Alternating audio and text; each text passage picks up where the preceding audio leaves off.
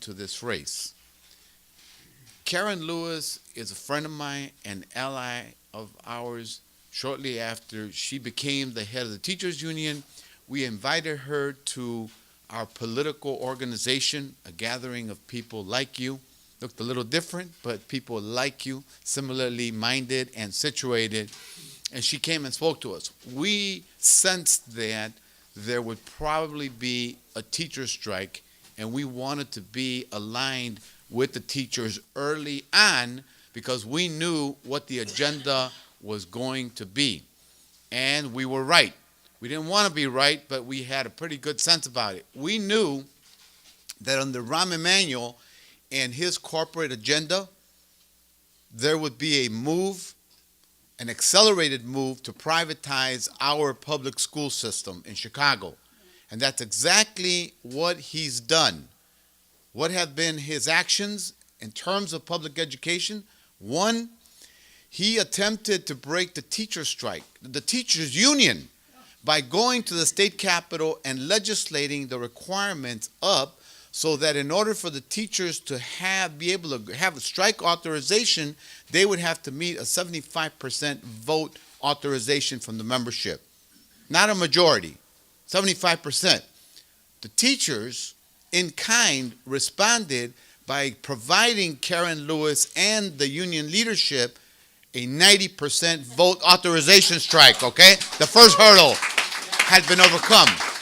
Two, he thought that he'd, up his game, so he provoked the teacher strike, the first teacher strike in 25 years. He thought he could isolate the union. He thought he could turn parents and community leaders against the union. Wrong again.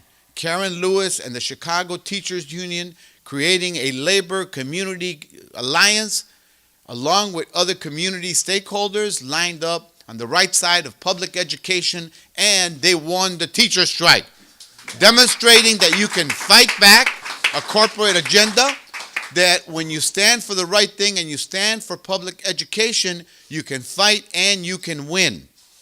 I'm in this race today because of Karen Lewis and the courage of the Chicago Teachers Union and the intelligence of parents in Chicago who knew what is at stake.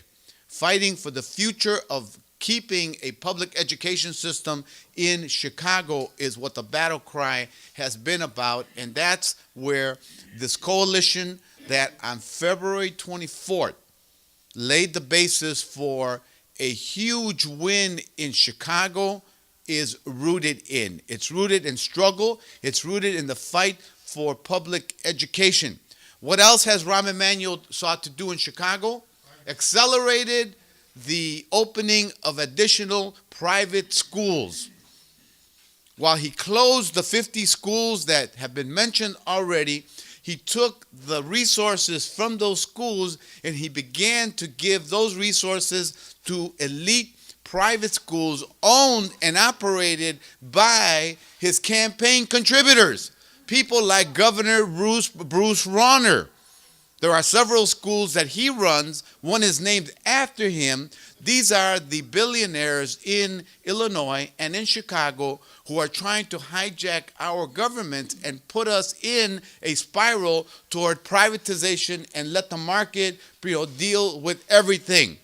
That agenda has been rejected by people in Chicago. A testament to that was the fact that for the first time in 25 years, we have a runoff in the mayoral election for Chicago and 19 seats. And 19 seats in the city council hang in the balance.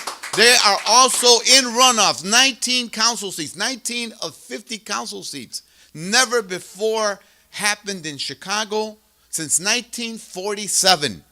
Voters in Chicago voted for change. They voted against the corporate agenda. They voted against Rahm Emanuel. They voted against machine politicians who have simply been rubber stamps in the Chicago City Council following all the dictates of Rahm Emanuel and the corporate agenda.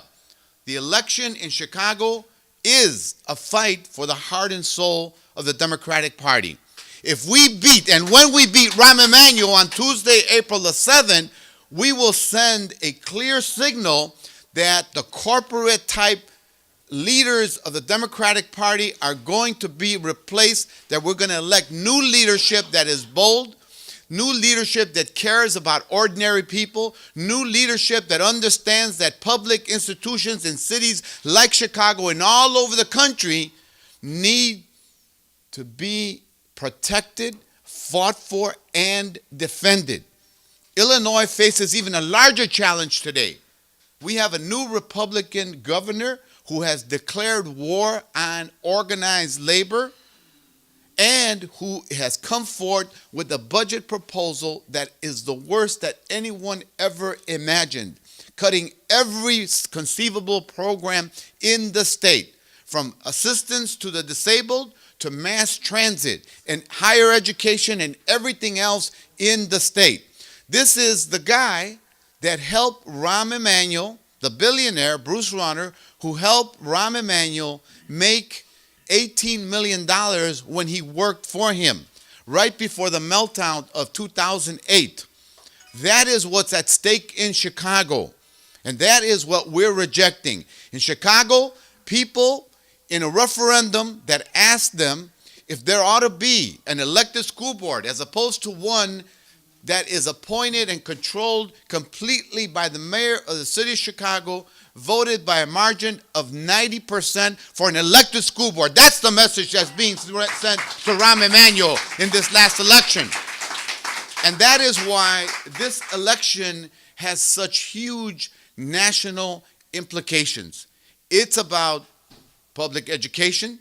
It's about stopping the corporate agenda. It's about ending corporate welfare of the city coffers for millionaires and billionaires and people who are connected to this administration. It's about ending the nickel and diming regressive policies that are balancing the city's budget on the backs of poor and working class and middle class people in the city of Chicago.